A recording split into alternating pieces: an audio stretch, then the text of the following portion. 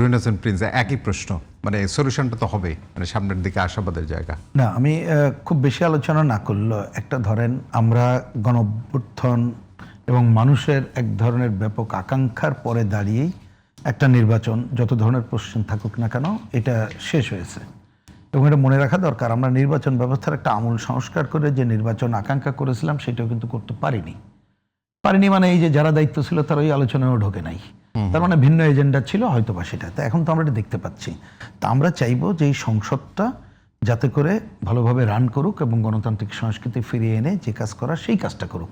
আমি সরকারকে একটা জায়গায় একটু বিশেষ হুঁশিয়ার করতে চাই, তার শেষ দিকে এসে একটা খুবই গুরুত্বপূর্ণ, একেবারে শেষ করছি, যে কথাটা বলেছে মনে রাখতে হবে। যেমন আমরা একটা গণভাবে বলি সংসদীয় গণতন্ত্রের সরকার এবং বিরোধী দল একটা বিরাট, তো এইবার বিরোধী দল কারা? উনি কিন্তু বলেছে যে তারা সংসদীয় গণতন্ত্রে বিশ্বাস করে না। আমি বলি শুধু তাই না, তারা তো বাংলাদেশের একটা বিরাট অংশ বাংলাদেশেই বিশ্বাস করে না। এবং তারা কিন্তু দেখেন না যে কোনোভাবে এই 55 বছরে শহীদ মিনার মর্গে বলল যে এটা একটা রাষ্ট্রীয় আচার রক্ষা করার জন্য আসছি, তার মানে জিনিসটাকে কোথায় নিয়ে যেতে চাই। তো সুতরাং সরকার যারা আছে তাদেরকে এই ধরনের একটা বিরোধী দল মোকাবেলা করে জনগণের স্বার্থের যদি তাকায় কাজটা করে এবং অন্য মানুষকে ইনভলভ করার চেষ্টা করে, তাহলে অগ্রগতির পথ পাবে, না হলে একটা বড় সংকটে পড়বে, যেটা আমরা চাই না।